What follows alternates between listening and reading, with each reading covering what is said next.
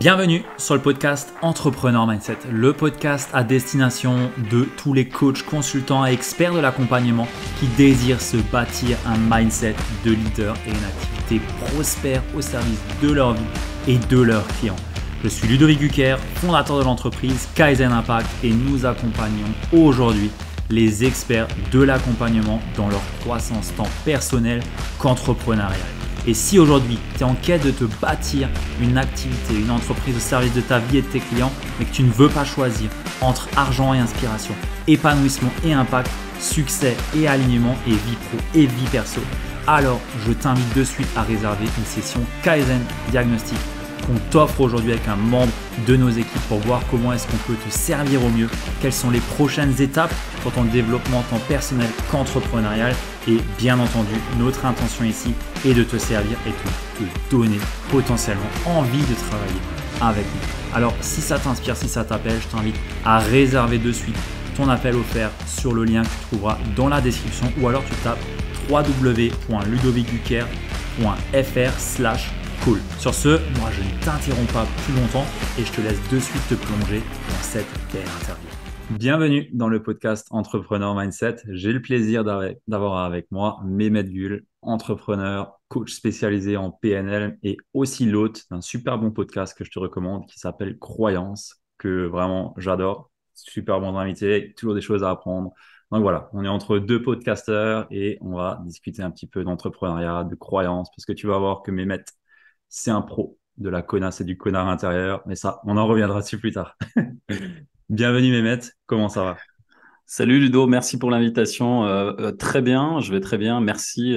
Je suis heureux d'être là et puis oui, heureux de pouvoir reparler des sujets sensibles qui sont le connard et la connasse intérieure, qui est devenu un peu ma marque de fabrique. La première fois que j'ai entendu ça, je me suis dit, de quoi il parle? Et après, je me suis dit, ouais, c'est bon, j'ai compris. J'ai compris, il a bien mis le mot qu'il faut sur cette petite voix en nous. Et ouais, Ouais. c'est vrai. C'est vrai que ça fait la marque de fabrique, ça. Et souvent, c'est un marqueur émotionnel pour que les gens retiennent en fait que finalement, quand on a une voix en nous, et c'est pas péjoratif, connard ou connasse, c'est vraiment plutôt gentil, c'est que il y a un moment où en fait l'intuition, et c'est plus elle qui fait office de voix intérieure, l'intuition en fait nous envoie des messages. Et au départ, en fait, comme un enfant qui vient demander quelque chose à sa maman pour la première fois, dit maman, est-ce que tu veux bien m'aider pour faire mes devoirs? Et la maman, elle dit, non, non, mais là, j'ai pas le temps, vas-y, c'est bon, quoi. Et en fait, l'enfant, il dit, ah, mais maman, mais c'est important pour l'école. Ouais, mais non, mais là, j'ai pas le temps, il faut que j'ai un truc à faire. Mais maman! Et là, en fait, cette voix crescendo, tu vois, elle monte, elle monte, elle monte. Et à un moment, elle monte tellement qu'elle commence à t'insulter, qu'elle commence à te dire, mais t'es une grosse merde. Et en fait, c'est l'accumulation de la non-écoute de cette voix qui fait qu'elle se transforme, entre guillemets, en connard ou connasse intérieure. Mais l'intention positive qu'il y a derrière est toujours la même, c'est-à-dire qu'on a une intention positive de bien faire les choses. Et en fait, à chaque fois qu'on s'écoute pas, bah, en fait, c'est comme si cette voix, en fait, bah, prenait plus de place dans notre tête, dans notre cœur Hmm. et dans ce qu'on pense au quotidien. Donc, c'est un peu ça le concept. Voilà. Ça illustre très bien et je pense que ça doit parler à beaucoup de personnes qui nous écoutent ici. Mehmet, pour les personnes qui ne te connaîtraient pas, est-ce que tu pourrais nous faire une petite présentation de qui tu es, de ce que tu fais aujourd'hui dans ce monde? Alors, merci pour ça aussi. Du coup, je vais faire rapide parce que je pourrais y passer des heures sinon. Pour faire simple, moi, depuis que je suis petit, en fait, j'ai une hypersensibilité que j'ai découvert là, récemment, il y a que 5 ans, parce que j'ai commencé à m'intéresser à faire des tests pour les HPE, surtout, parce que il y a les HPI et les HPE. Alors, toutes ces appellations, moi, c'est des trucs que j'aime pas trop parce que ça étiquette les gens, ça les met dans les cases et tout, mais finalement, c'est des repères, si tu veux, pour comprendre en fait pourquoi tu es comme ça dans la vie. Et moi, depuis que je suis petit, en fait, quand j'étais en école primaire, quand j'ai commencé, si tu veux, à avoir des relations sociales avec mon environnement, je me suis rendu compte que j'étais pas comme tout le monde, en fait. Et j'avais cette hypersensibilité où j'arrivais à lire les émotions des autres avant qu'ils disent quoi que ce soit. Et en fait, j'avais déjà cette acuité sensorielle pour lire les émotions des gens par le langage du corps. Mais je sais, si tu veux, c'est un peu le super pouvoir, mais que tu sais pas maîtriser au départ. Et j'ai grandi avec ça, mais surtout, j'ai grandi avec la culpabilité, enfin, la culpabilité ou le super pouvoir de vouloir faire plaisir à tout le monde tout le temps. Et forcément, quand tu es dans ce mode-là, à vouloir faire plaisir, bah, c'est un driver qui peut te bousiller à l'extrême. Et donc, j'ai passé toute une grande partie de ma vie, un peu plus de 20 ans en fait, à courir, à faire plaisir aux gens, à faire plaisir aux gens dans le travail, dans ma famille, etc. Et j'ai passé 20 ans en fait dans des métiers relationnels, dans le management, où pendant plus de 20 ans, j'ai appris les outils du coaching d'équipe, de la gestion des conflits, de l'accompagnement du changement, de tous les outils en fait de profil de personnalité, en passant par l'énéagramme, la processcom que j'utilise aujourd'hui depuis plus de 20 ans.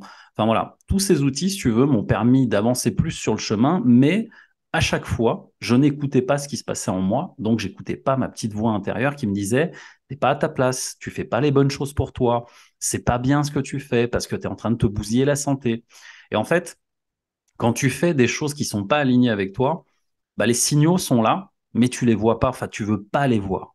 Et donc, il y a 5 ans de ça, bah, à force de courir dans tous les sens, donc j'ai tous les postes que j'ai occupés, c'était des postes de manager. Donc, j'étais soit directeur de magasin, soit, tu sais, à des postes où en fait, tu es cadre dirigeant et tu pars à 6 heures du matin de chez toi et tu rentres le soir, il est 21 h, 22 h. Mhm. Et donc, il y a un moment dans ma vie où vraiment les 3 dernières années de ma carrière ont été mais extrêmement douloureuses parce que j'étais plus du tout aligné en fait avec ce que je faisais et j'en souffrais. Mais je refusais de l'admettre. Et donc, il y a 5 ans de ça, en 2016, fin 2000, ouais, fin 2016, le dernier poste que j'ai occupé, qui était un poste de pareil de directeur d'agence, a fait que j'étais tellement surmené, j'avais une hygiène de vie dégueulasse, je faisais plus de sport, j'avais quasiment pas de vie sociale à part ma femme et mes enfants, parce que on faisait des trucs le week-end et encore quand on se prenait pas la tête avec ma femme, tu vois, parce que j'étais stressé constamment à la maison aussi. Et bah, au bout de comment dire, de tout ce stress qui a été accumulé, j'ai fait une hémorragie interne des suites d'un ulcère que j'avais pas traité. Et en fait, là, si tu veux, le message, c'était mon corps qui réagissait à tous ces messages et ces signaux que j'ai pas écoutés, que j'ai pas entendus, que je me suis pas du tout écouté en fait. Et je me suis retrouvé aux urgences entre la vie et la mort. Donc j'ai pas fait une mort imminente, mais tu sais, j'ai quitté mon corps, on va dire, 2 fois à l'hôpital. Mhm. Et bah, ça a été en fait une expérience hyper douloureuse, mais hyper intense au niveau réflexion. C'est-à-dire, qu'est-ce qui m'arrive? Pourquoi je suis là? Qu'est-ce qui fait que c'est aussi profond, aussi dur? Et donc, 15 jours après, donc je reste aux soins intensifs pendant 15 jours. Et au bout de 15 jours, en fait, je décide de sortir. Pourquoi? Parce que les responsabilités m'appellent et que je veux jouer le bon petit soldat à retourner à son poste de travail, etc., etc. Et en fait, à l'hôpital, le médecin m'a dit, il faut que tu restes 6 mois en convalescence minimum. Et si tu prends pas les 6 mois, prends au moins 3 mois. Et en fait, 3 mois, c'était, tu restes à l'horizontale chez toi, tu dors, tu te reposes, tu fais rien, en fait. Et ça, pour moi, c'était inenvisageable. Et bah, le grand mal m'en a pris. Bah, je suis retourné au travail au bout de 15 jours pour montrer que j'étais un valeureux petit soldat avec les supérieurs hiérarchiques et le patron de l'époque. Et le patron m'a gentiment annoncé au bout de 15 jours que l'entreprise allait mal financièrement et qu'il fallait que je parte en fait. Et il me proposait une rupture conventionnelle. Donc, je sors d'une hospitalisation aux soins intensifs. 15 jours après, on me licencie. Et là, le message, il est plutôt clair. Il est, bah, maintenant, qu'est-ce que tu fais? Et c'est là où, si tu veux, les vraies questions commencent à arriver parce que c'est là où tu te rends compte que tu te racontes des histoires par rapport au salariat, par rapport à plein de choses, en fait, qui se sont passées dans ma vie. Et je me rends compte que j'ai écouté tout le monde sauf moi. Et là, je commence à me dire, qu'est-ce que tu veux pour toi pour la suite? Est-ce que tu continues dans le salariat et tu repars bah, dans un truc que tu connais et tu sais ce qui va se passer? Ça va encore être problème de santé, stress, etc. Ou tu décides de faire quelque chose de complètement différent. Et alors là, peut-être, et je dis bien peut-être, qu'il y aura une autre issue à tout ça. Et donc, quand je commence à faire ça, en fait, il y a bah, tout ce que j'ai appris pendant 20 ans, le côté, tu sais, management. En fait, dans le management, on fait du coaching. Donc, Mhm. il y avait vraiment cet aspect-là qui me plaisait énormément. Et puis, beaucoup de gens me sollicitaient déjà. Je conseillais, je coachais déjà des gens. Mais tu sais, c'était pas officiel. Je faisais ça comme ça le week-end pour aider les gens. Et je voyais ça, en fait, comme un jeu, une distraction, tu vois. Et du coup, en ayant justement toutes ces réflexions-là en moi, heureusement, ma femme est une personne qui est clairvoyante. Elle voyait justement qu'est-ce qui me faisait kiffer. Elle m'a dit, lance-toi là-dedans et puis bah, peu importe ce qui se passe, on ira au bout et je te soutiendrai là-dedans. Et en fait, heureusement qu'elle m'a soutenu parce que il y a 5 ans de ça, tu sais, quand tu perds tout, tu recommences tout à zéro Mhm. avec 2 enfants, avec ma femme n'a jamais travaillé parce que j'ai toujours eu des salaires confortables. Donc, tout était, comment dire, le brouillard le plus total. Et donc, quand je me lance là-dedans, ça fait sens pour moi, mais les débuts sont extrêmement difficiles. Syndrome de l'imposteur, légitimité, peur du regard des autres. Tu dis à ton environnement, aux personnes qui te connaissent, bah, j'ai ouvert mon entreprise de coaching. Ah, le coaching, c'est quoi? Il y a quelqu'un qui est devenu riche avec ça? Et en fait, toutes les croyances auxquelles je me suis heurté, c'était d'abord les miennes. Et après, je me suis heurté finalement à cette croyance de vouloir faire plaisir à tout le monde, c'est faire plaisir à personne. Et en fait, quand tu veux faire plaisir aux gens, à tout le monde autour de toi, tu es simplement l'esclave du caprice des autres. C'est-à-dire que les gens, en fait, je vais te raconter une anecdote. J'ai ouvert un magasin sur Toulouse, en fait, dans le prêt-à-porter où j'étais directeur du magasin. Et à l'ouverture du magasin, pendant une semaine, j'ai apporté les croissants tous les matins à mon équipe. Et le samedi matin, j'ai oublié de les amener. Et figure-toi que le samedi matin, quand je suis arrivé et que j'étais motivé pour aller bosser, tout le monde m'a regardé en mode, attends, t'as pas amené les croissants ce matin? Tu vois? Et en fait, tu veux faire plaisir aux gens et tu le fais, tu vois, de façon récurrente, récurrente. Et la seule fois où tu le fais pas, c'est cette fois-là qu'on va retenir. Et tu vois, dans la vie, c'est un peu comme ça. Tout ce que tu fais, les gens attendent, ou peu importe, hein, c'est tout ce que tu n'auras pas fait que les gens vont retenir. Et tu vois, il y a cette espèce de d'inconscient collectif qui fait que quand je ramenais pas les croissants le matin, tout le monde était là, ouais, mais t'as pas ramené les croissants, machin. Alors qu'ils voient pas que pendant 6 jours, tu as ramené les croissants, mais le septième, en fait, tout le monde va retenir celui-là. Donc, en fait, quand j'ai commencé à percuter tout ça, il y a beaucoup de choses qui ont commencé à changer. Et à partir de là, bah, il a fallu que je travaille encore plus sur moi parce que, tu sais, c'est facile de vendre des produits quand tu es, parce que j'étais dans le prêt-à-porter, quand tu vends des chemises, des vêtements et tout, le produit, c'est pas toi en fait. Mais quand il s'agit de vendre tes services, bah là, Ouais, c'est toutes pas la les même chose. croyances, ah ouais, donc voilà. Et depuis, bah écoute, j'ai fait un gros gros travail. Évidemment, je me suis fait accompagner aussi parce que j'ai trouvé des personnes qui m'ont aidé à structurer ce que je fais aujourd'hui, à avoir une offre qui fonctionne. Aujourd'hui, bah écoute, ça fonctionne plutôt bien et l'entreprise se porte plutôt bien aussi. Ouais. Super, c'est un beau parcours et un beau message, je pense, à des personnes qui peuvent se reconnaître là-dedans. Euh, à part se tuer à la tâche dans le salariat parce qu'au final, le merci, c'est le même. Mm. Et ouais. Mais surtout, tu sais, dans le salariat, euh, on me demandait d'atteindre des objectifs de plusieurs millions d'euros annuel. Et tu sais, c'était on me demandait de gérer des infrastructures dans lesquelles on me demandait 15 millions annuels, 20 millions annuels. Et en fait, par mois, j'arrivais à générer 500, 700 000 euros de chiffre d'affaires par mois. Alors évidemment, c'est des grosses structures, tu vois, c'est des équipes de 35, 20, 35 personnes. Et quand il s'agit, toi, d'aller chercher ces résultats-là avec tes services à toi, bizarrement, le prisme, il n'est pas le même. Tu Mhm. vois, il y a comme une dissonance qui dit, ouais, mais qu'est-ce qui ferait que les gens viennent te voir toi et pas quelqu'un d'autre? Et regarde, le marché, il est large, tu vois. Il y a plein, plein d'histoires que tu te racontes. Et il y a un truc que j'enseigne beaucoup, c'est que c'est une phrase qui veut vraiment se graver quelque part, mais c'est que l'histoire que tu te racontes compte.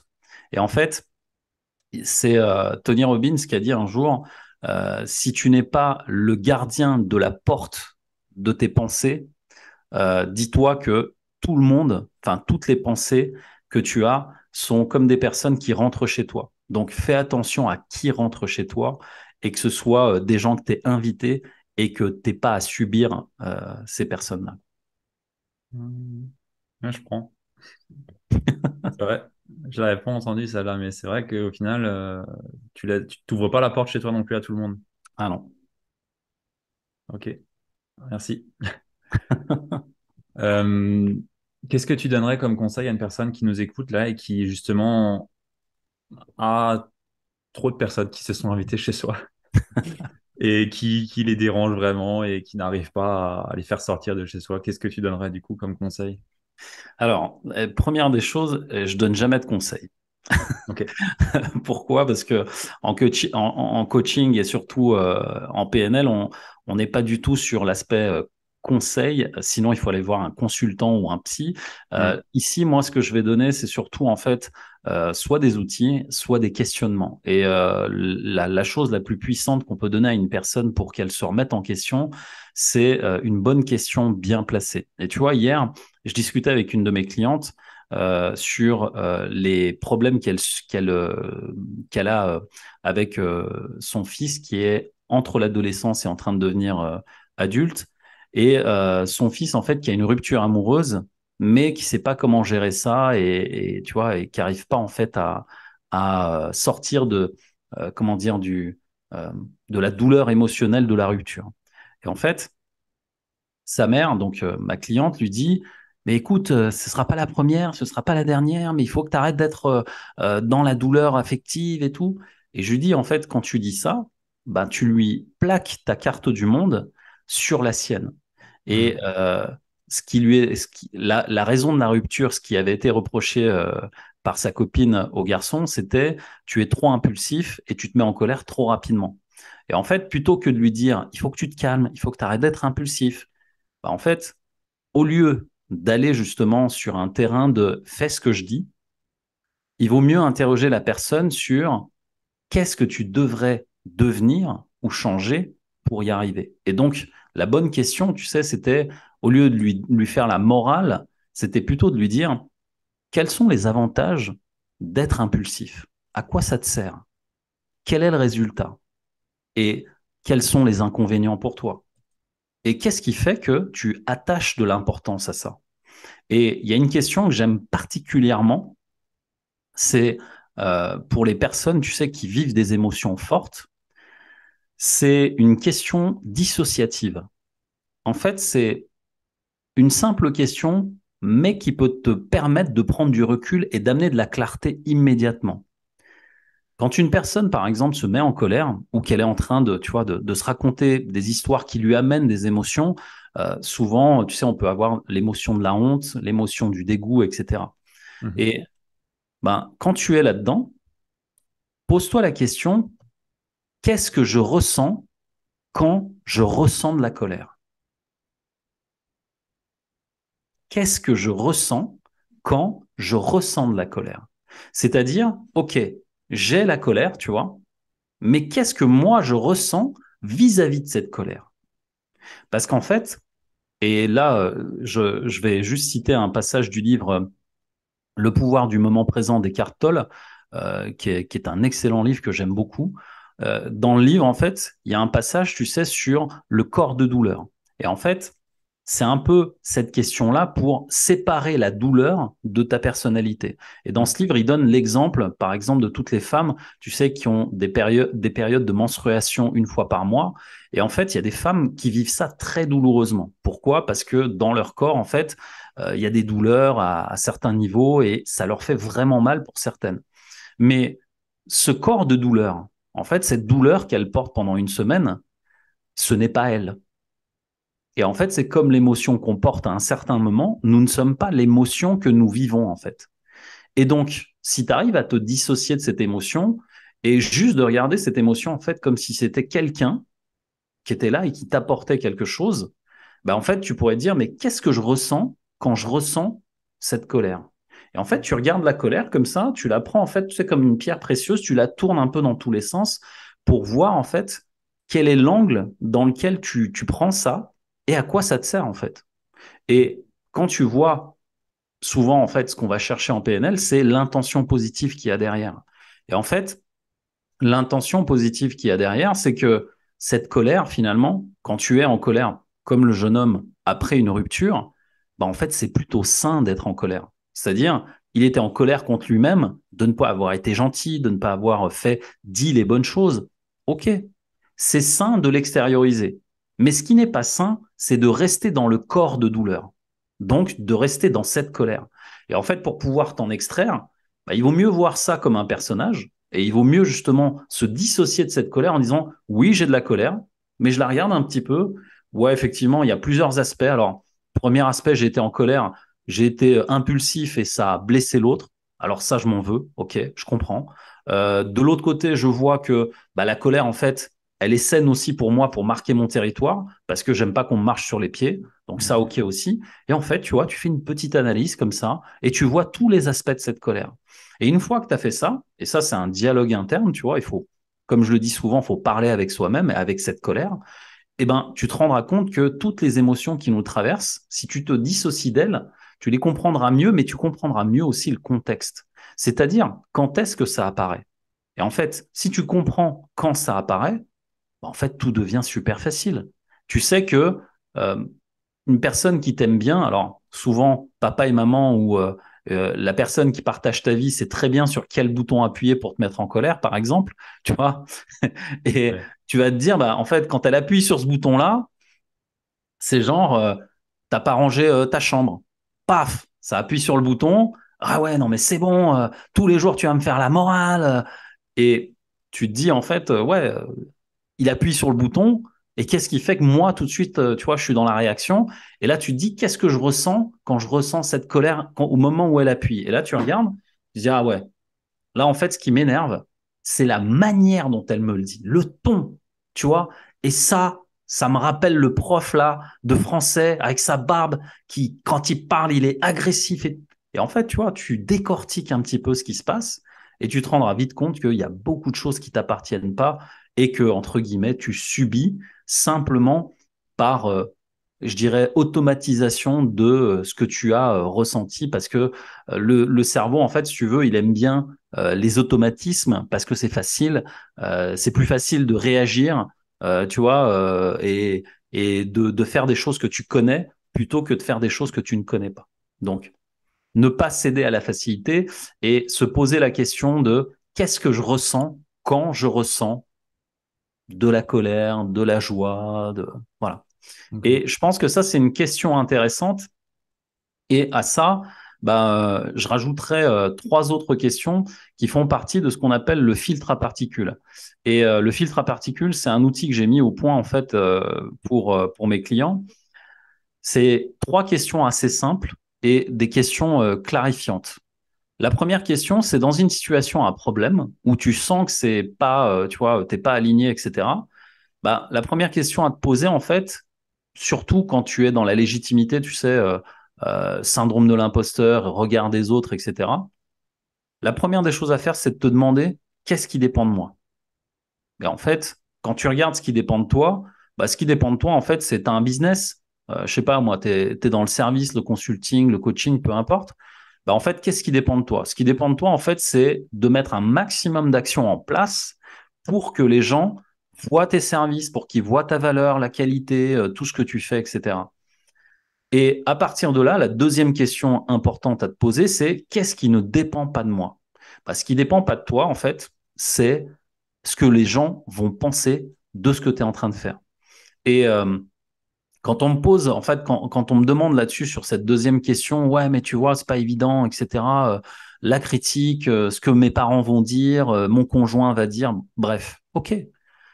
Moi, ce que j'aime bien dire, c'est là, en fait, c'est la méthode Jordan. Tu connais Michael Jordan, Ouais. le meilleur basketteur de tous les temps. Hmm. Eh ben, la méthode Jordan, en fait, c'est simple. Tu vas sur YouTube et tu regardes une vidéo de Michael Jordan, peu importe laquelle. Et en fait, sous cette vidéo, je t'invite à regarder les commentaires. Michael Jordan, c'est le meilleur joueur de tous les temps, mais il a eu tellement de défaites. Tu sais, avant d'être le mec, le meilleur joueur du monde, il a eu tellement de défaites, tellement de trucs. Et regarde les commentaires, il y a toujours quelqu'un qui va mettre un pouce vers le bas Ouais. et qui va venir critiquer le meilleur joueur du monde. Alors, si tu te lances dans quelque chose aujourd'hui, dis-toi que ça fait partie du job, ça fait partie de l'aventure en fait. Et si des mecs comme Michael Jordan, je veux dire aujourd'hui, j'avais vu passer sur Instagram un truc qui disait Michael Jordan aujourd'hui, enfin il y a en 1990 avait signé un contrat pour 5 ans à 30 millions de dollars et là actuellement il gagne 30 millions de dollars toutes les minutes parce que les royalties, parce que ci, Ouais. parce que ça. Mais attends, aujourd'hui, en fait, que tu sois au sommet ou tout en bas, des gens qui vont te critiquer, il y en aura tout le temps. Donc, Mm. ça fait partie du chemin. Et si Michael Jordan, le roi du basket, tu vois, a des critiques, j'ai envie de te dire, tu regardes toutes les stars, chacune, même la star la plus connue, la plus cotée au monde, elle est critiquée, quoi. Donc, tu pourras pas plaire à tout le monde. Donc ça, faut te l'enlever de la tête. Et la troisième question, et comme ça, je te laisse la parole parce que je parle beaucoup. Euh, la troisième question, c'est qu'est-ce qu'il y a de bon à prendre et à apprendre ici et maintenant dans ce que tu fais? Et en fait, cette question-là, c'est une invitation à la connexion au moment présent. Parce que quand tu es en train de faire des choses, tu sais, tu regardes souvent la vie par le prisme du passé ou par l'anxiété du futur. Mm. Et le passé, en fait, c'est juste un moment présent d'une histoire passée. Et le futur, c'est un moment présent qui n'est pas encore arrivé. Donc, en fait, à chaque fois que tu es là-dedans et que tu regardes en arrière ou en avant, bah, en fait, tu es plus connecté à ici et maintenant. Et tu verras que dans ici et maintenant, sur le moment présent, en fait, il n'y a rien d'autre qui compte que ce que tu fais. Et si tu arrives à rester présent à toi-même, tu seras présent aux autres. Et non seulement il y aura des choses à apprendre au niveau émotionnel, au niveau mental, et il y aura des choses à apprendre aussi parce que tu auras une clarté et une vision qui sera absolument différente de ce que tu vois quand tu es à l'intérieur en train de réfléchir au passé ou au futur. Mm. Voilà. Et je m'arrête là parce que sinon je peux continuer des heures. Alors, on voit que tu maîtrises le sujet et j'aime beaucoup le FAP, ton filtre à particules. Ouais. Et je m'en sers, hein. Je m'en sers Ah, parce que super. Super. tu l'avais déjà partagé dans un Ouais. programme où je suis et je m'en sers vraiment et c'est vraiment, vraiment puissant. J'invite toutes les personnes qui ont écouté ça à Mm. prendre l'information et la valoriser, à vraiment la prendre vraiment comme quelque chose de très, très, très, très important. Je sais que souvent on entend des choses et puis au final, t'en fais rien. Mais là, faites-en quelque chose. Faites-en quelque chose parce que c'est clair que moi, ça m'a déjà bien, bien aidé sur des situations justement où tu as tout ton dialogue intérieur qui te remet en question, qui te remet en cause sur ce que tu as pu mal faire et ainsi de suite, tous les l'événement. Et c'est vraiment très puissant ça. Donc, ouais, merci de l'avoir partagé. Avec plaisir. Bon, tu nous as fait une belle masterclass là sur ça. Donc, je pense que ça va bien, bien, bien intéresser. Et c'est des sujets qui touchent tout le monde, je pense, autant entrepreneurs que tu as pu le dire, les enfants, avec les parents. Au final, tout est lié. Maintenant, quand on prend ça sur le prisme de l'entrepreneuriat, si t'as un enfant, si tes parents, bah, quand t'as un enfant en colère ou quoi et que tu veux l'aider et ainsi de suite, bah, c'est tout aussi important. Et je pense qu'aujourd'hui, toi, les personnes que tu accompagnes, c'est des entrepreneurs, à ce que je sais. Ouais, ouais, Mais ouais. je pense que beaucoup, l'environnement privé, Ouais. cercle familial joue pour beaucoup, je pense, non? Bah, ouais. Bah, en fait, si tu veux, j'ai des clients en fait aujourd'hui qui viennent me voir et ils se rendent compte que finalement c'est un problème de communication. C'est-à-dire Mm, là, j'ai un de mes clients en fait qui est venu me voir et qui a des problèmes de communication avec sa conjointe. mm, L'idée en fait, elle est simple, c'est que quand tu commences à évoluer dans l'entrepreneuriat, tu travailles, tu sais, tu te formes, tu te fais accompagner par des coachs, etc.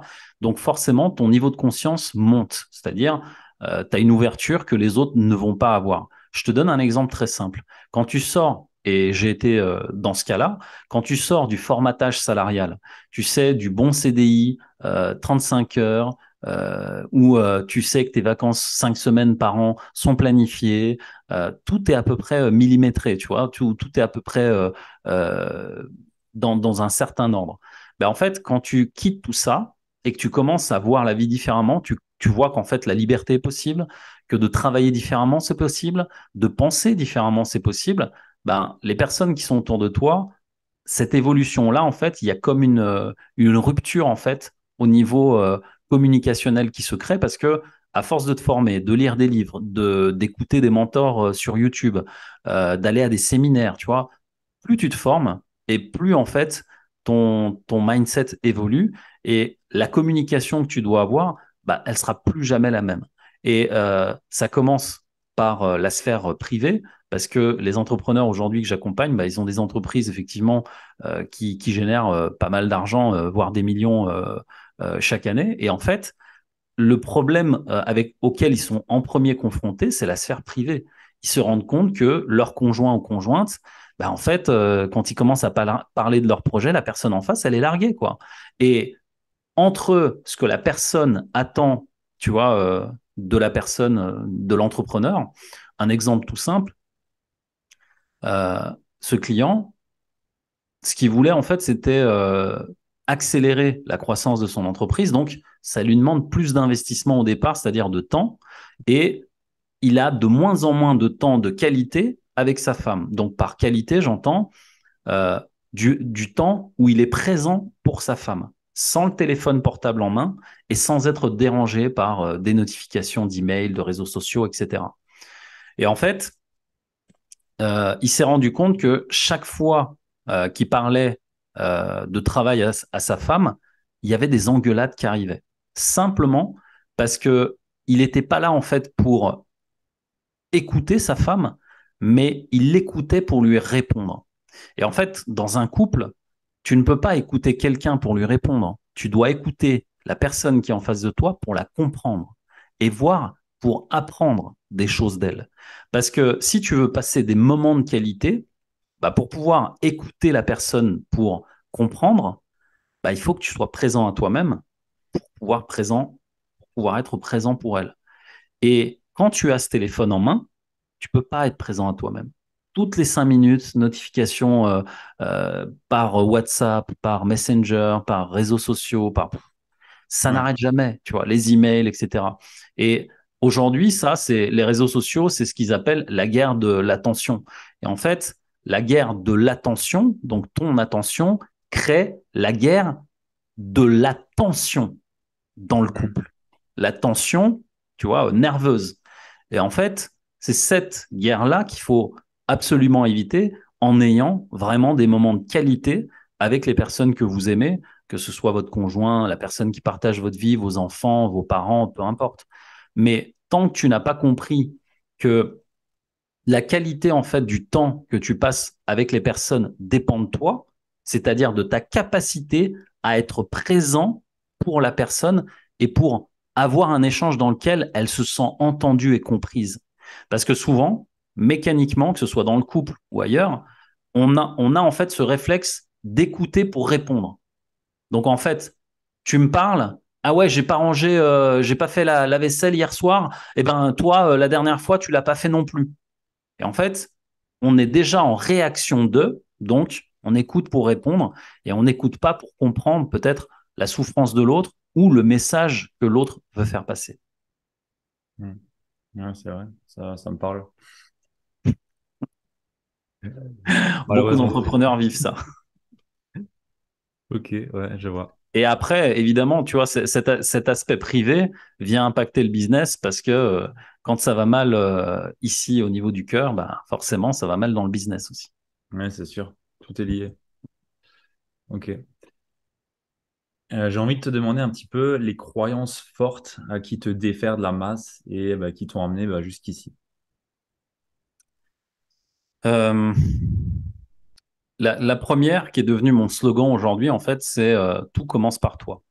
Et tu sais, quand je me suis retrouvé après l'hôpital, dans la période où j'étais largué de chez largué, plus d'avenir possible, plus de revenus, plus rien, enfin, c'était vraiment une période où je me suis dit, putain, qu'est-ce que tu vas faire en fait? Et la première chose qui m'est venue, c'est vraiment ce mantra, en fait, c'était vraiment le côté passage à l'action. Et je me suis dit, bah en fait, si tu veux quelque chose, ça commence par toi. Donc, tu veux quoi? Tu veux devenir coach? Eh ben, bouge-toi. C'est quoi être coach? Bah, être coach, c'est avoir tes diplômes. Les diplômes, en fait, si tu veux, les certifications, j'en avais plein depuis 20 ans parce que j'ai tout passé en entreprise. Mhm. Et ce qui me manquait, c'était vraiment cet aspect de trouver un outil qui me fasse kiffer. Et c'est la PNL que j'ai trouvé par le biais du livre d'Anthony Robbins, Pouvoir illimité. C'est Ouais. vraiment ce livre-là qui a été game changer pour moi, qui m'a mis les deux pieds dans la PNL. Et comme Tony Robbins, lui, s'est formé avec les créateurs John Grinder et Richard Bandler, qui sont les fondateurs, les pères fondateurs de la PNL, le livre est vraiment super bien fait pour que tu comprennes comment ça fonctionne. Et là, en fait, mais vraiment, ça m'a bouleversé parce que ça a changé beaucoup de choses pour moi et j'ai vu tout de suite, en fait, l'impact que je pouvais avoir avec ça. Et je me suis dit, bah, qu'est-ce qu'il faut faire? Ben, tu commences par toi, tu te formes. OK. Et j'ai commencé à chercher une formation. Je trouvais la meilleure école en France pour ça. Je suis toujours d'ailleurs à cette école et là, cette année, je reprends les cours pour passer le maître praticien PNL. Et donc, j'ai commencé à me former, mais toujours avec ce mantra de me dire, tout commence par toi. Tu veux un truc? Bouge-toi le cul. T'as pas le choix. Et tu sais, quand tu es au pied du mur, euh, t'as pas d'autre option, si tu veux. C'est soit la dépression, et là, tu vas dans le bad, soit tu te bouges et tu vas faire des choses. Peut-être ce sera pas le bon résultat, mais au moins, tu seras dans l'action pour aller vers ce que toi, tu veux. Et donc, tout commence par toi. C'est de là que c'est venu. Et à ça, petit à petit, j'ai ajouté d'autres choses qui ont commencé à faire des phrases. C'est quoi que tu fasses dans la vie, tout commence par toi. Alors reste actif, car la vie est courte. Et en fait, quand je dis reste actif, c'est simplement ne te rendors pas. Parce que aujourd'hui, tout ce que tu apprends, tout ce qui t'ouvre à la vie, si tu l'oublies, bah, t'arrêtes d'être actif. Et comme la vie est courte, bah, en fait, tu vas pas jouir des moments importants dans ta vie simplement parce que tu auras refermé les yeux. Et à côté de ça, bah, tu vois ce que je t'ai dit tout à l'heure, l'histoire que tu te racontes compte, bah, c'est l'histoire que tu te racontes qui fait que tu es actif ou pas. Et en fait, j'ai accompagné des gens qui étaient dans un burn-out, pour te donner un exemple là-dessus. Une personne qui est venue me voir un jour qui m'a dit, mais mec, j'ai fait un burn-out, je suis vraiment au fond du trou et je veux plus en fait rester là-dedans. Je lui dis, OK, qu'est-ce que tu as fait en fait pendant ton burn-out? Elle me dit, bah en fait, le burn-out, ça fait 1 an que je suis en burn-out. Je lui dis, mais comment ça, 1 an? Elle me dit, oui, oui, j'ai eu un problème au travail et le problème a grossi, c'est devenu juridique. J'ai mis en procès la boîte. Ils m'ont mis la pression pour que je sorte. Ils voulaient que je démissionne, j'ai pas démissionné. Donc ça a été un gros combat pour elle. Et la personne, c'est vraiment, elle était, si tu veux, psychologiquement, elle était défaite, quoi. Donc je comprends tout ça. Et depuis 1 an, je lui dis, tu fais quoi? Je dis, bah en fait, je passe mes journées à la maison, je fais rien, j'ai même pas envie de regarder la télé, je me suis coupé de ma famille, de mes amis, de mon fils. Je lui dis, mais pendant 1 an, t'as fait ça? Je dis, oui, oui, là, ces derniers temps, j'ai plus envie de manger, je fais juste que boire de temps en temps. Elle avait perdu du poids et tout, c'est un truc sévère, quoi. Ouais, ouais. Je lui dis, écoute, OK, qu'est-ce que tu veux là aujourd'hui? Et elle me dit, bah en fait, moi, ce que je veux, c'est sortir de ça et je veux plus jamais retourner là-dedans. Je lui dis, OK, bah, tu sais ce que tu vas faire? En premier, ben, tous les jours, tu vas sortir de chez toi et tu vas juste aller marcher pendant au moins 1 heure. Elle me dit, mais tu veux pas qu'on se parle, croyance, machin? Non, non, je lui dis, d'abord, tous les jours, tu reviens me voir 1 mois après et tu me dis, tous les jours, j'ai marché 1 heure. Et en fait, l'idée là-dedans, et ça rejoint le fait d'être actif, c'est qu'une personne qui est restée inactive pendant 1 an, tu ne peux pas en fait travailler sur elle tant qu'elle n'a pas régénéré son corps. Si tu veux, c'est le corps en fait qui amène la motivation et qui crée de la dopamine en fait dans le corps pour pouvoir, si tu veux, remettre les choses en mouvement. Et pour qu'il y ait du mouvement, bah, il faut d'abord créer du mouvement. Donc, Mhm. la première des choses à faire, en tout cas selon moi, hein, ça c'est ma croyance, c'est de remettre cette personne-là en mouvement, physiquement parlant, pour qu'il y ait d'autres mouvements dans le cœur, dans le cerveau, qui puissent arriver. Parce que si je lui parlais de là où elle est, d'accord, elle a passé 1 an dans son canapé, ok? Moi, je vais faire des séances de Zoom avec elle, elle est à l'autre bout de la France, depuis son canapé. À ton avis, qu'est-ce qui va sortir? Ouais, c'est clair. Voilà. Et donc, première des choses, c'est déjà, tu vas sortir de ton canapé, tu vas sortir de chez toi, et tous les jours, tu vas aller marcher. Et un mois après, elle revient me voir, elle me dit, oh, je suis en train de revivre. Je dis, alors, il s'est passé quoi? Elle me dit, non, mais c'était, voilà, je suis allé en forêt, du coup, ça m'a ressourcé, j'avais mon chien, il courait partout, des fois, je courais avec lui, et ça m'a fait penser que j'aime mon fils, j'ai rappelé mon fils, et après, en fait, j'ai revu aussi des amis que j'avais laissés. Et tu vois, il y a tout un tas de trucs qui revient naturellement parce que le corps reproduit de la dopamine et ramène des nouveaux schémas neuronaux et permet justement la régénération dans plein de choses émotionnelles, instinctives. Et donc, du coup, là, on a pu commencer à bosser. Et là, en fait, on peut commencer à revoir quelque chose qui va être plus écologique pour elle. Et c'est pour ça, c'est en ça que l'histoire que tu te racontes compte, mais rester actif, c'est simplement se donner du mouvement tous les jours qui permet justement d'amener de nouvelles histoires. Et ça, aujourd'hui, c'est vraiment devenu en fait le côté, si tu veux, le storytelling intérieur est devenu quelque chose pour moi de fondamental. Et c'est ce que je décortique en premier. Et c'est pour ça que je dis souvent, si tu changes l'histoire que tu te racontes, tout change. Hmm. Ouais, je suis entièrement d'accord. Et pour rebondir sur ce que tu dis par rapport à la personne qui n'a pas bougé pendant un an, euh, même si tu bouges pas pendant 2, 3 jours dans l'entrepreneuriat et que tu fais Ouais. rien, Mais c'est ouais. pareil. Moi, je le vois. Si j'ai pas le plan mental, le plan émotionnel et le plan physique Mm. et que j'active pas les trois, c'est mort en fait. J'arrive pas à être créatif, j'arrive pas même à oser faire les tâches que j'ai à faire, d'habitude je ferais normalement.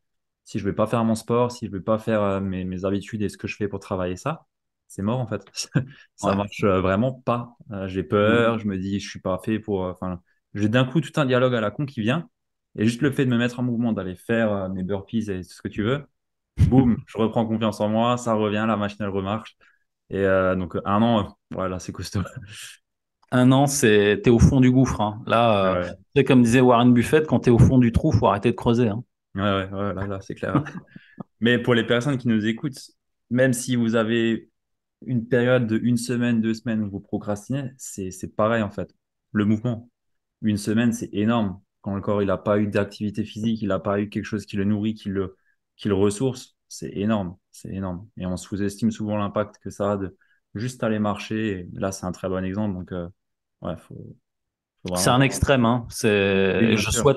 je souhaite à personne d'être dans cette situation parce qu'un burn-out, c'est très, comment dire, Mhm. il y a des personnes qui sont médicalisées pour ça. C'est vraiment très lourd à gérer.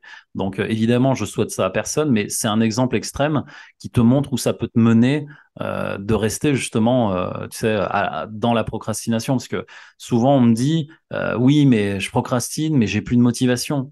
Je lui dis, bah, en fait, tu sais, euh, t'as pas besoin en fait de motivation pour agir. Tu sais pourquoi? Parce qu'en fait, il te suffit d'agir pour créer de la motivation.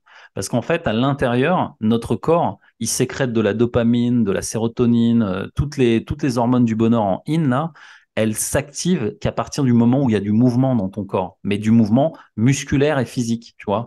Pas juste mon cœur y bat, mon estomac y digère, c'est pas ça le mouvement. Le Mhm. mouvement, c'est tu sors de chez toi, tu vas faire une petite marche de 10 minutes si tu vois que 45 minutes c'est trop pour toi, mais avoir un mouvement musculaire qui, lui, va créer justement ce mouvement qui va permettre la création de ces hormones du bonheur. Voilà. Ouais, clairement, ouais. Absolument, à pas négliger ça. Ok. Point très important. Exactement. Quelle est la croyance qui t'a le plus freiné aujourd'hui dans le développement de ton activité ou limité au minimum? Hmm.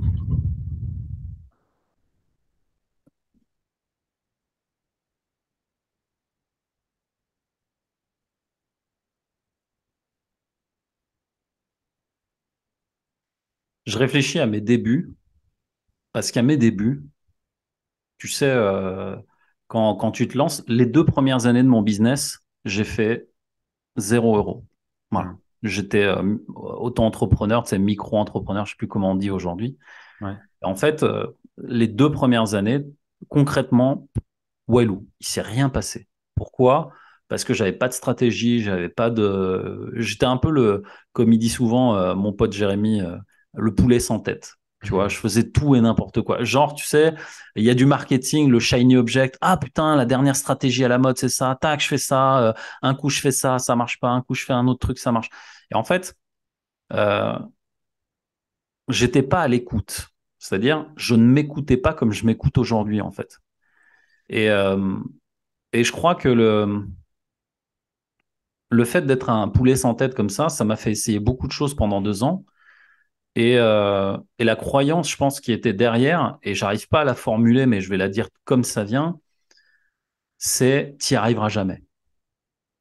Et en fait, quand j'ai travaillé sur cette croyance, je me suis rendu compte que c'était un écho du passé, d'une dispute que j'avais eue un jour avec mon père. Et mon père, bon bah aujourd'hui c'est quelqu'un que j'aime beaucoup parce qu'il a un caractère bien trempé et tout, mais grâce à lui, je suis ce que je suis aujourd'hui. Et en fait, je me suis rendu compte que l'histoire que je me racontais, elle était liée à bah, lui, ce qu'il avait vécu avec son père, etc. Enfin bref, c'est un truc beaucoup plus deep que je pouvais le penser.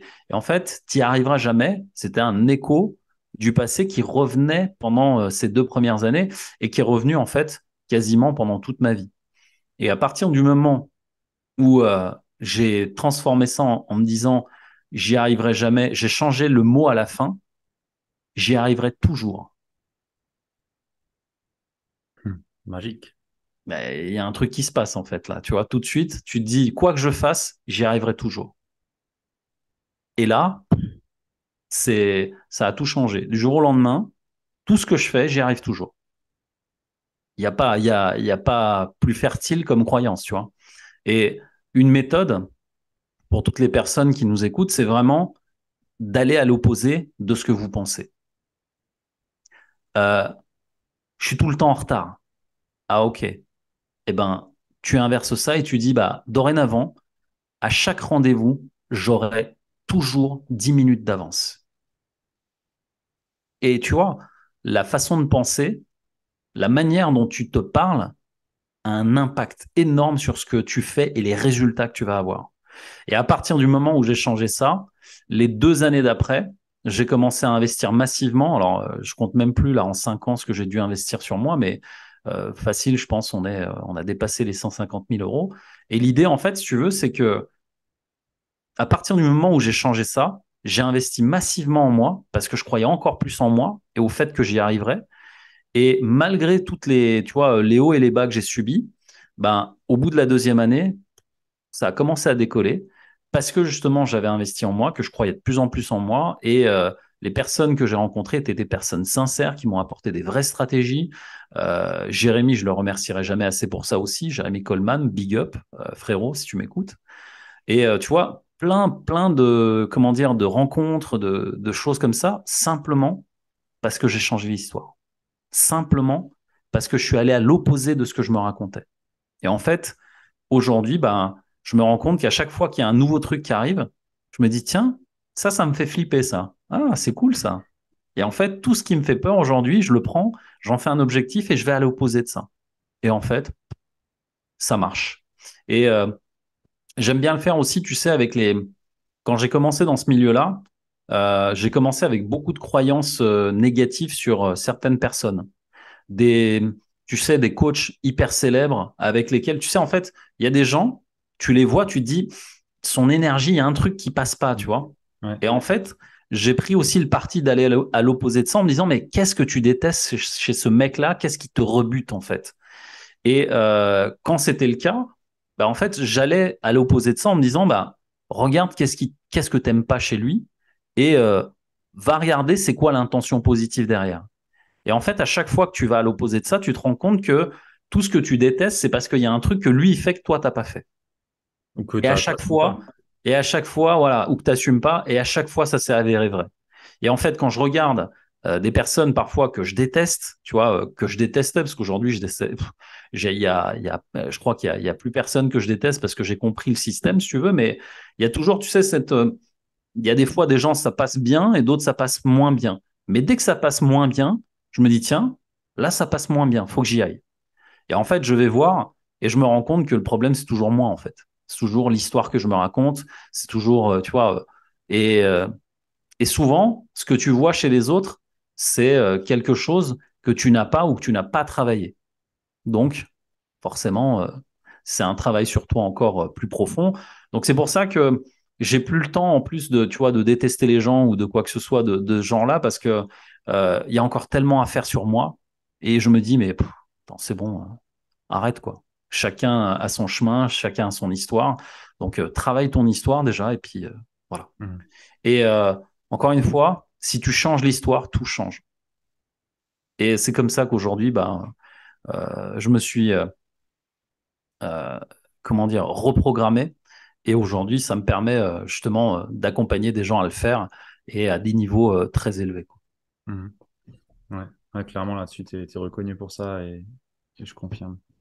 Merci pour le partage. Euh, j'ai des questions, mais tu es passé dessus déjà au fur et à mesure. Donc, on va pas forcément répéter. Mais j'aimerais quand même que tu nous partages quels sont les plus gros blocages que tu vois aujourd'hui chez les entrepreneurs que tu accompagnes? Qu'est-ce qui vient de façon la plus fréquente? Hmm.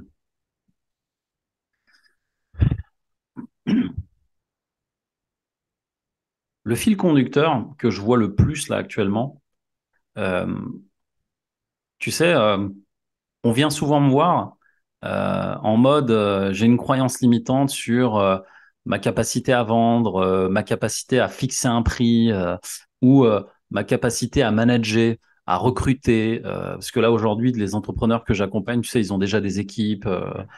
Donc c'est des entrepreneurs qui veulent grandir en fait dans leur business.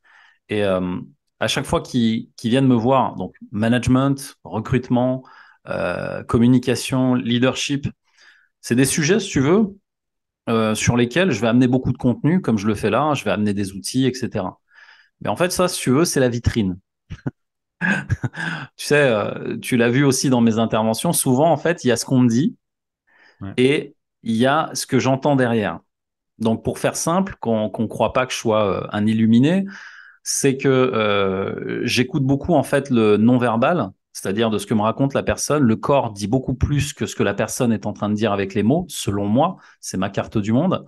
Et en fait, j'écoute beaucoup plus le langage corporel et la manière dont la voix et les choses sont dites que ce que la personne me raconte.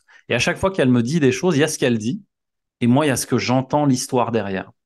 Et cette histoire derrière, force est de constater qu'elle est toujours liée il y a un lien émotionnel en fait transgénérationnel. Donc pour faire simple, le transgénérationnel, c'est l'histoire que tu as avec tes parents et tes parents ont une histoire avec leurs parents. Et en fait, c'est comme un héritage, si tu veux, qu'on a transmis aux personnes et qui impacte aujourd'hui leur évolution dans leur business. Et malheureusement, comment dire, non, je vais pas dire malheureusement, pardon. Heureusement pour eux, ils savent en fait qu'il y a des choses, parce que la plupart des entrepreneurs qui viennent me voir, tu sais, ils ont déjà beaucoup été accompagnés par des coachs, ils ont déjà fait un gros travail. Mais il y a toujours ce petit truc qu'ils n'arrivent pas à voir et à trouver. Et ça, c'est souvent lié à l'histoire qu'on a de nos parents et des histoires qu'on a eues parfois douloureuses, parfois malheureuses, parfois incongrues, inconvenues. Voilà. Et Ouais. c'est surtout en fait sur cet héritage transgénérationnel que je travaille le plus souvent, 90% des cas, parce que il y a une histoire avec papa, il y a une histoire avec maman, et c'est pas réglé. Et ça ressurgit bizarrement quand il y a des personnes dans ton équipe qui parlent comme papa ou comme maman, et tu dis putain, mais pourquoi il m'énerve quand il parle, lui, il me dit ça. Et en fait, tu te rends compte que tu es juste en réaction de la manière dont il parle et pas forcément de la personne parce que il te rappelle quelqu'un et ce quelqu'un, c'est quelqu'un qui t'a été proche, quoi. Voilà. Ok. Ouais, ça me parle bien. J'ai des cas aussi où ben, je comprenais pas en fait un client, pourquoi ça n'arrivait pas, ça marche pas. Et à un moment donné, je me suis dit, bon, ben, on va creuser plus loin en fait. Et Ouais, j'ai pas ton expérience hein, encore dans le coaching, mais voilà, je suis plus à mes ouais, débuts par rapport à toi. Toi, t'es t'es déjà expert dans le niveau. Ouais, non, mais il faut pas comparer ton chapitre 2 peut-être au chapitre 8 que moi j'ai. Oui, j'ai un peu Voilà. plus d'avance, mais tu es déjà en train de faire le chemin et tu es déjà bon dans ce que tu fais parce que je te vois aussi évoluer sur tes réseaux. Donc, surtout pas vraiment beaucoup de respect par rapport à ça. Et Ouais. c'est très, très beau ce que tu es en train de réaliser. Donc, moi, je respecte beaucoup ça parce qu'on est tous passés par là. Hmm. Mais du coup, ça me parle beaucoup ce que tu dis là, la partie transgénérationnelle, et je commence à m'y intéresser aussi à justement tout ce qui se cache derrière et qu'est-ce qu'on hérite en fait de tes grands-parents. Je crois pas que ça vient de plus loin, mais souvent c'est les grands-parents parents de ce que j'ai pu en voir, et c'est vrai que ça impacte beaucoup. Voilà, ça impacte beaucoup la vie des gens et des choix qu'ils font et des histoires qu'ils ont. Ouais. Et l'histoire, tu sais, elle se fait par rapport justement aux, euh, aux blessures, parce que tu sais, il y a souvent les blessures qu'on a gardées en fait de ces histoires qu'on a eues avec nos parents qui ressurgissent en fait aujourd'hui. Et c'est surtout ça que je vais aller regarder et reprogrammer, parce qu'on fait beaucoup de reprogrammation en PNL. Mm. Et l'idée, si tu veux, c'est OK, ton histoire, elle est là, elle est ce qu'elle est, c'est une histoire, tu pourras pas la changer, tu peux la reprogrammer. Et qu'est-ce que tu fais aujourd'hui, ici et maintenant de cette histoire? C'est ça qui est important en fait. Et du coup, la plupart du temps, quand ils viennent me voir, et souvent, tu vois, les conflits qu'ils ont dans leur couple, c'est souvent aussi dû à ça. Parce que ils ont des réactions en fait comme ce qu'ils ont appris à faire. J'avais un client, par exemple, euh, il a eu pendant, il avait la trentaine, ben, jamais de sa vie, ni sa mère ni son père ne lui avaient dit je t'aime en le prenant dans ses bras. Donc, tu sais, un papa et une maman qui te prennent dans tes bras, même si tu as 15 ans, 20 ans, 30 ans, tu vois, c'est un acte d'amour, quoi. Ouais, ouais, Il a jamais connu ça. Et donc, qu'est-ce qu'il a fait? Il a reproduit ça dans son couple et la femme avec laquelle il était, elle l'a quitté. mm. Donc, quand on t'a pas donné le mode d'emploi, tu vois, c'est compliqué de faire quelque chose que tu ne sais pas faire, en fait. Ouais, ouais, clairement, c'est vrai. Mais pour en être conscient, et c'est ça le plus important et là où il y a le plus d'enjeux, quoi. C'est ça. C'est ça. Ok. J'ai envie de te demander une question un peu bizarre. Quel est ton Vas-y. meilleur investissement à moins de 100 euros ces derniers temps? Le meilleur achat que tu as fait? Waouh, à moins de 100, à Ouais, moins de 100 euros, putain, ça fait un peu le petit bourgeois. J'ai rien pris à moins de 100 euros, en fait. en dessous de 100 000 Mais, alors. non, mais non, mais je rigole presque qu'à moitié, mais c'est vrai que là, ces derniers temps, j'investis beaucoup, donc, à moins de 100 euros. Attends, laisse-moi réfléchir. Il y a une formation sur le trading que j'ai pris, mais elle est à 1005. Donc, j'ai pris quoi? Ah si, j'ai pris un e-book. Ah si, si, attends, j'ai pris un e-book à 29 $ sur la sexualité. Alors, ça peut paraître très bizarre comme ça, mais en fait, c'est comment dire, tu sais, la sexualité plutôt, euh, comment dire, le côté connexion à l'autre. Ouais, C'est-à-dire comment en fait, parce que quand on parle de sexualité, on pense tout de suite le charnel, le machin et tout, mais en fait, comment est-ce qu'on peut avoir, si tu veux, une connexion à l'autre, pas que sexuelle? Parce que l'acte sexuel en lui-même est un acte mécanique, mais la connexion à l'autre, c'est encore quelque chose de plus profond que ça en fait. Donc ouais, ok, c'est un e-book à 29 $. intéressant. Bon, tu vois, au final, tu as quand même quelque chose de moins à moins de 100 euros. Ouais. Est-ce qu'il y a une question que je ne t'ai pas posée et que tu aurais bien aimé que je te pose? Ah. Euh, hmm. C'est quoi ton actualité? Ouais. Allez, c'est quoi Tu ton vois. actualité? Voilà. C'est quoi mon actualité? Ça me fait penser à un truc. En fait, l'actualité du moment, c'est mon nouveau concept de coaching. C'est ce que j'ai appelé les Insight Coaching. Et je fais ça en live ici à Toulouse. Et en fait, c'est né de façon complètement improbable. Et c'est pour ça que j'y crois et que ça marche bien, en fait. Cet été, je suis allé encore plus en profondeur au niveau de mes intuitions. Et il y a une idée qui a surgi, c'était comment je peux servir, tu sais, plus de personnes, mais pas forcément des entrepreneurs avancés. Parce que là, aujourd'hui, j'ai beaucoup d'entrepreneurs avancés qui viennent me voir parce que voilà, j'ai certaines compétences, comme je te le disais, par rapport au business et au management, etc. Enfin, plein de choses. Mais je voulais continuer à aider justement les entrepreneurs, bah, tu vois, comme toi, comme toutes les personnes qui sont peut-être dans ton audience à aller justement débloquer. Tu vois, c'est souvent un grain de sable qu'on a au début de notre business et une croyance sur laquelle il va falloir bosser juste pour enclencher en fait tous les résultats derrière et avancer en fait. Hmm. Et quand tu es au début, et moi, ça part d'une de mes propres douleurs, au début, en fait, j'avais peu de budget pour investir en moi. Et le peu que j'avais pas envie de l'investir parce qu'il y avait ma femme, mes enfants, donc je faisais très attention. Ouais. Et j'aurais adoré avoir comme ça, tu sais, des séances, mais vraiment abordables avec des personnes hyper avancées dans ce qu'elles font et pouvoir passer quelques heures, une après-midi avec eux. Et c'est parti de cette douleur-là. Donc, du coup, je me suis dit, bah, au lieu tu vois, de garder ça pour moi, fais-le et vois ce que ça donne. Et donc, pourquoi c'est improbable? J'ai lancé ça à la dernière semaine de juillet Ouais. pour le faire à la première semaine d'août. Donc, j'ai lancé ça en quelques semaines et je me suis dit, et tu vois, le connard dans ma tête, il me disait, mais franchement, n'importe quoi, tu lances ça au mois de juillet, tout le monde est en vacances, mais il n'y a personne qui va venir, en fait, tu vois. Et au final, j'ai lancé ça parce que le concept, en fait, il est très simple. C'est 10 personnes et 10 personnes, en fait, dans une salle de conférence où je peux m'occuper vraiment de chacune des personnes. Je voulais pas, en fait, un concept pour le moment où il y a beaucoup de monde. Peut-être je le ferai après. Mais là, je voulais vraiment amener beaucoup de valeur aux 10 personnes qui seraient là. Et en fait, je me suis dit, même s'il y a qu'une personne, je vais le faire.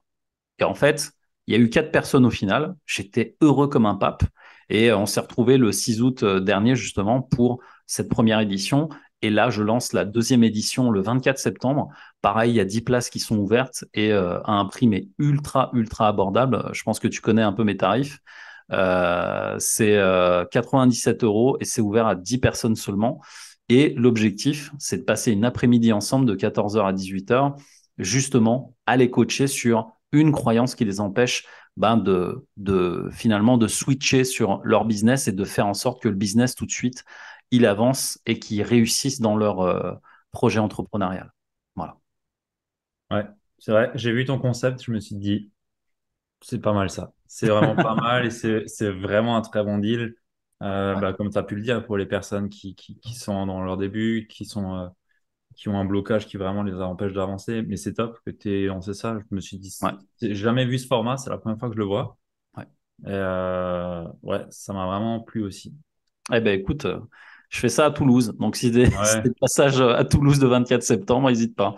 Et c'est un concept qui me tient à cœur parce que je te dis, ça part d'une douleur profonde. On n'a pas tous les moyens de se payer des coachs à plusieurs milliers d'euros, tu sais, quand on débute. Et je pense que si j'avais eu quelqu'un à mes débuts pour me recadrer justement sur la croyance, j'y arriverai jamais, tu vois, toutes les histoires que je me suis racontées, hmm, juste passer une après-midi en compagnie de personnes bienveillantes qui ont à peu près le même parcours que toi, qui vivent peut-être les mêmes difficultés que toi, mais c'est game changer tout de suite. Ça te permet tout de suite de switcher, de sortir de là et de remettre des actions en place rapidement pour aller vers tes résultats, vers ce que tu veux en fait. Une ouais. meilleure vie, un meilleur business. Voilà. Ouais, en plus de tout le côté bah, physique, Ouais, t'as- c'est t'es ça. avec, enfin, t'es avec mes maîtres. Je veux dire, Voilà, c'est on est cool quand ensemble. même. On est ensemble physiquement parlant, effectivement. Ouais, Ça, c'est bien aussi, c'est chouette. ouais. Bah, en tout cas, bravo d'avoir lancé ça. J'espère que ça donnera des idées à d'autres personnes. Moi, ça m'en a donné aussi pour le futur. Tant mieux, Mais c'est chouette. C'est chouette de faire tant ça mieux. et c'est un bon mouvement. Ouais, ouais, ouais. Donc Super. voilà. Où est-ce qu'on te retrouve?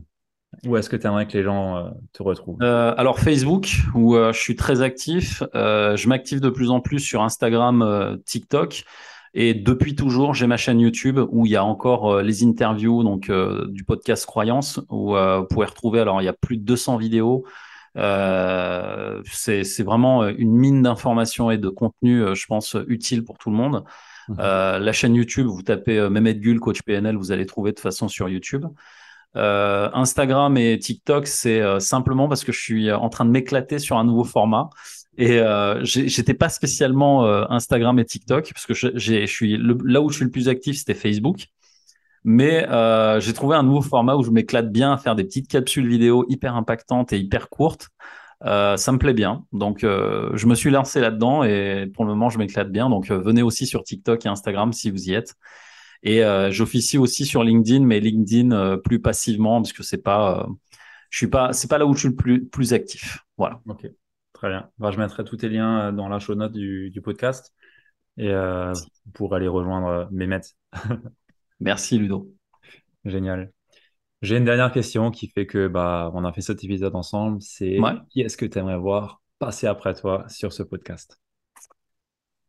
Euh, Sur le podcast, écoute, j'aimerais bien voir passer une personne que j'ai revue cet été et qui est en train de revenir gentiment, qui s'appelle Andrea Emma Rossa. Donc Andrea, c'est une amie de cœur depuis toujours. Et alors, elle s'est un peu éloignée des réseaux parce elle a eu son bébé. D'accord, elle est maman, c'est une jeune maman. Et elle revient en force là, parce qu'elle a de nouvelles idées, des nouveaux programmes et tout. Et je pense que elle est vraiment inspirante parce que elle a une histoire vraiment de dingue. Et je pense que elle aura beaucoup à vous apporter ici. Donc Andrea, si tu me vois, il faut vraiment que tu viennes dans le podcast de Ludo et viens nous raconter un peu ton histoire. Je lui enverrai exactement ce que tu viens de dire. Et c'est ce qu'il faut faire. Parfait. Merci beaucoup. Ça m'a fait vraiment plaisir d'avoir cet échange. C'était vraiment très riche. Je pense que les auditeurs du podcast là, ils en ont eu pour leur temps. On va dire ça comme ça. Ben écoute, j'en suis ravi. J'en suis ravi. Toujours donner 10 fois plus que les gens attendent. Ouais, je suis le partisan du même principe. Donc, merci beaucoup. C'était vraiment un honneur de t'avoir ici et Merci, l'honneur est pour moi. Merci Ludo de m'avoir invité, d'avoir pensé à moi. avec plaisir. Et pour les auditeurs qui sont encore là, eh ben, partagez l'épisode à une personne à qui ça peut être utile. C'est toujours comme ça qu'on fait perdurer les infos et qu'on impacte aussi les gens, je pense. Donc, partagez-le à toutes les personnes à qui ça peut servir. Et sur ce, je vous dis à la prochaine fois. À plus. Ciao. Ciao.